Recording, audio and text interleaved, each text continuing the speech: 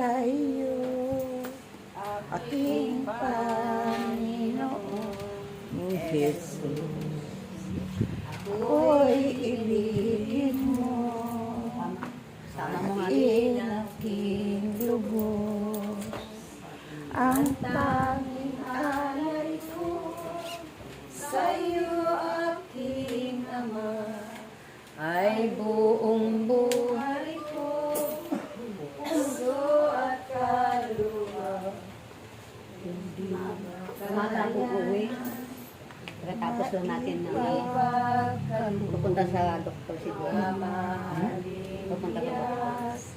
Hindi sa akin ang tanging dalangin, O Diyos, ay tanggapin ang tanging alay ko, nawa ay gamitin.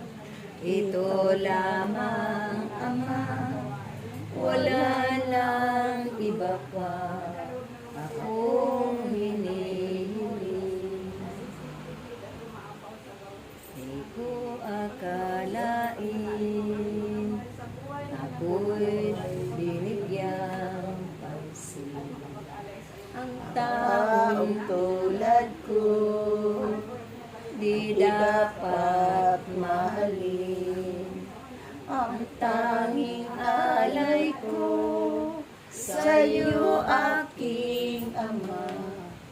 Ay, closing na.